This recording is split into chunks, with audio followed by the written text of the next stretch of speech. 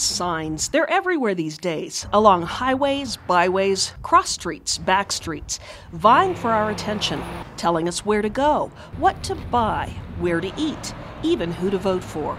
Americans are no strangers to signs, especially along our busy thoroughfares. But there's a new game in town, thanks to the advent of digital technology. There's been a change in the industry. Enter the electronic billboard. In trying to respond to that change in the industry on a local level, we'd like to see local government have a little more control as to how we handle this, and the billboard companies take a little less of a role in that. These high-tech signs are catching the eye of commuters. They've also caught the eye of city officials and state legislators.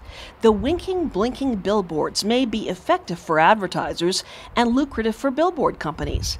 They may also serve an important role in our economy, but they can clutter the landscape, even distract drivers, and encroach on nearby homes with their dazzling light displays.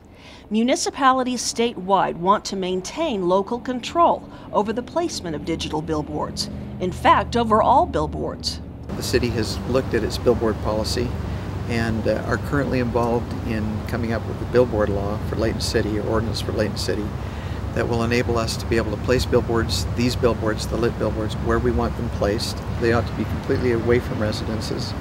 And they ought to not take away from the other signage that exists or other types of business interests that exist out there. But billboard companies seem to have a different take. They say the signs are good for business, good for tax coffers.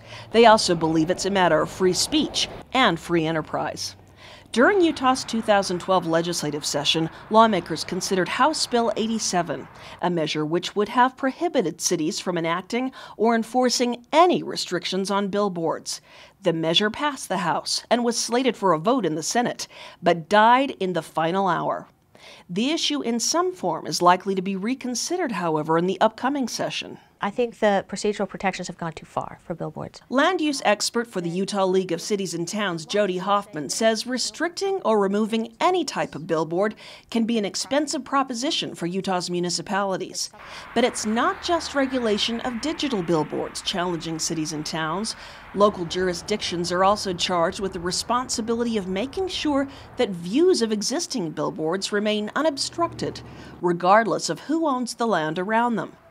Critics believe that stymies development and suppresses property values, but it's all a matter of long-standing state laws. Literally, because of the procedural protections that have been embedded into the state law for billboards, the jurisdiction either needs to pay for the cost of relocation of a billboard, and it's very, very expensive.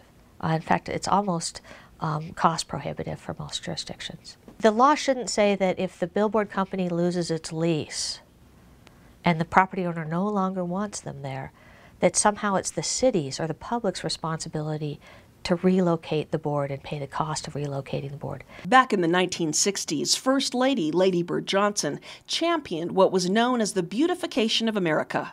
Chief among her concerns was the potentially negative impact billboards and other signage would have on the nation's landscapes. Ultimately, allocation of federal highway funds was tied to their restriction. It's an initiative some would like to see revived in urban environments as well as rural areas. What would Lady Bird Johnson be thinking? I think she'd be rolling over her grave right now. One of her concerns was how billboards obstructed the beautiful landscape. Whatever she intended hasn't been accomplished. And in some respects, that's terrible. For the Utah League of Cities and Towns, I'm Susan Wood.